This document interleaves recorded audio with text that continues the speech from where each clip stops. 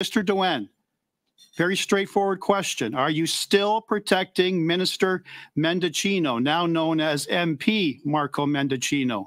Yes or no? No, I have no reason to protect him. Then why would you say that emphatically in a text message? Why would you give the illusion that you want to say more, but you can't? No. You swore to... Everyone has an opinion about Canadian federal politics.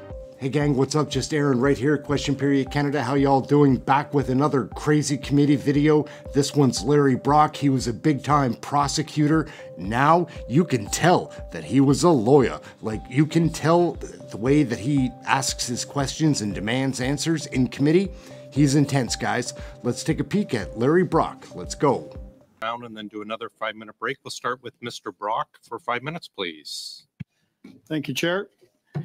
Mr. DOAN, you'll agree with me that at long before Mr. McDonald, Mr. Utano stated emphatically that you had lied to committee not once but numerous times, you in fact were friends with Cameron McDonald. Isn't that correct?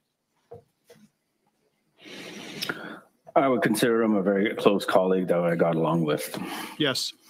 I'm looking at a text exchange from October the 24th, 2022, between yourself and Cameron McDonald, where you're joking around, talking about your upcoming appearance at committee. This was your first appearance. You were joking around saying, my first line at committee next week, Tina made me do it. My second line, Cameron McDonald, Mac, not Mick, Mr. Speaker, did everything behind my back. You were joking. Mr. McDonald knew you were joking. Mr. McDonald said, yes, this entire thing is brutal. And then you stated something very interestingly. You said, I quote, my issue isn't talking. I'm rather good at running my mouth. Now, I take that to mean I'm pretty good at telling tall tales. And I would suggest very strongly that's precisely what you have done on the last two committee appearances, and that's what you're starting to do right now. You are very good at telling lies, Mr. DOAN. Furthermore, you continue, and Mr. McDonald says in response, ha ha, oh, I wasn't worried. You then said, my issue is what I want to say versus what I can say. Can't throw PHAC, public health, under the bus. Can't throw ministers under the bus. It's hard to explain the complexity and cost of this thing without doing that. So, several questions, Mr. DOAN. Starting with PHAC, who at PHAC are you trying to protect?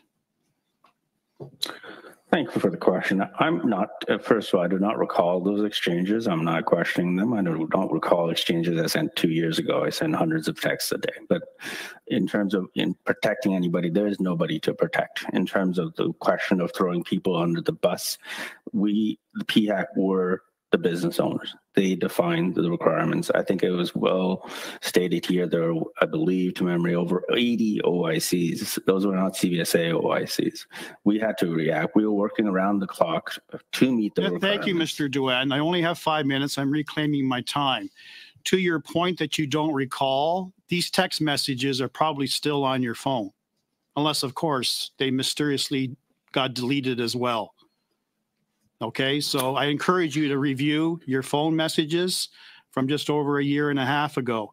Can't throw ministers under the bus. We already know about the difficulties you had with Minister Mendicino, who wanted someone's head on a platter, and you threatening Mr. McDonald to throw him under the bus. Are you still protecting Minister Mendicino? Thank you for the question. Those are allegations and not facts, and they're allegations from an individual. Are you still Mr. DOAN? Very straightforward question. Are you still protecting Minister Mendicino, now known as MP Marco Mendicino? Yes or no? No, I have no reason to protect him. Then why would you say that emphatically in a text message? Why would you give the illusion that you want to say more, but you can't? No. You swore to tell the truth. You affirmed to tell the truth, not only today, but on your last appearance. You can't have it both ways. You can't just give us some of the evidence and hold back relevant details. Your affirmation is to give us the straight goods, Mr. DOAN. No one forced you to write these text messages. This came from you. So what is it you really wanted to say, but you felt compelled that you couldn't? Who are you protecting, and what are you hiding, Mr. DOAN? Is the relevant question. What are you hiding? Mr. Chair, I'm trying to answer the member's question. What are you hiding? You have about 10 seconds. I have nothing to hide. I have nobody to protect. It was a very stressful and difficult time, and we were responding to the pandemic and the needs of FAC and others. Thank you, gentlemen. Mr. Baines, please. So, gang, that's another wild one right there. I'm not gonna try to tell you what to think about what you just saw. You're a Canadian. You can make up your own mind. But I do want you to come back and watch some more of the wild videos that we collect. We've got this network happening now. And also, if you're interested in a live chat in a fun stream, we watch the question periods daily, all of them. It's a great community. It's a fun chat. Come check us out. Like, subscribe, get notified, all that fun stuff. Comment. I love the comments. And especially just come back. I just want you to come back. Not going to try to sell you anything. Here we go. We're just learning about Canadian federal politics. Right here, Question Period Canada. We have 1 million questions, almost no answers, but we'll be showing you the videos, so like, subscribe, get notified, share, all those fun things. Check out one of the other videos. We've got a good thing going on here, liking and learning, and sharing with you. That's what we're doing right here. Question Period Canada. Catch you next video. It'll be wacky. Everyone has an opinion about Canadian federal politics. And Canadians are watching. They take particular attention every time a minister appears at committee. And what you've done, sir, is just displayed a complete lack of respect for policies and procedures at this committee, leaving aside the evasiveness of your responses and clearly the lack of ring of truth, as I've indicated.